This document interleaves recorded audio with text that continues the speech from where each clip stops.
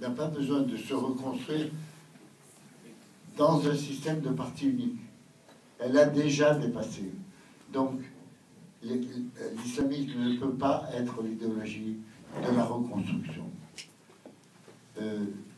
Au moment où j'ai fini ce livre, il y a très longtemps, je ne me doutais pas du tout qu'un jour il serait d'une actualité brûlante. Je pensais que petit à petit, les partis allaient évoluer, que petit à petit, il allait surgir des classes d'entrepreneurs qui allaient avoir développé l'idéologie des droits de l'homme. Mais pour eux, en tant que nouvelle classe dominante, capitaliste, et j'ai cru, je croyais, qu'il y aurait un parti ou des partis qui se réclameraient de l'ensemble de ces valeurs. Force est de constater que ce n'est pas le cas. Et tous les partis qui se sont constitués ou qui ont grandi depuis cette époque sont des partis sur le modèle du parti unique. Tous sont ce que j'appellerais des partis uniques en projet. Ils peuvent concevoir de gouverner en front, c'est-à-dire en alliance de partis uniques, comme ça se passe maintenant en Algérie, le partage du parti unique en plusieurs partis, mais ils ne peuvent pas concevoir d'être au service du peuple dans la construction du pays. C'est pourquoi je crois, moi, que cette société civile a quelque chose de très important à faire.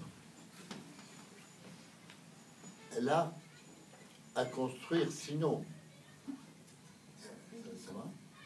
Elle a à construire, sinon, une idéologie pour la Tunisie, mais du moins un ensemble de règles de relations entre les Tunisiens. Ça s'appelle un contrat social. Et un contrat social est indispensable pour pouvoir vivre ensemble.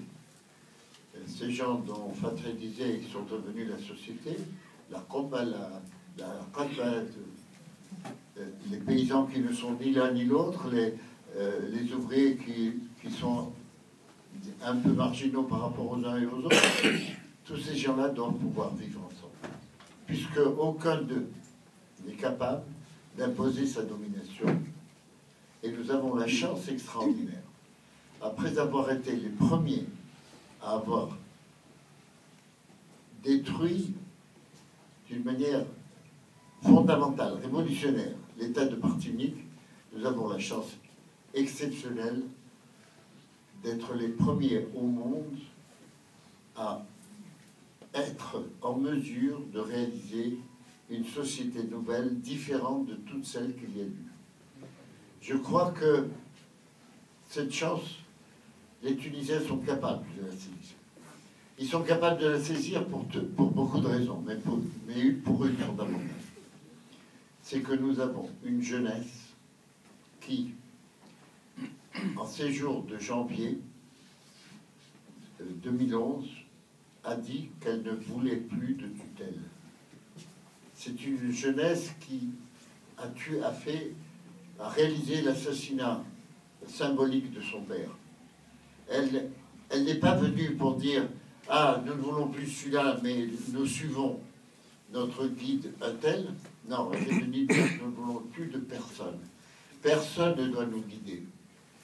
Elle est déjà adulte, cette jeunesse.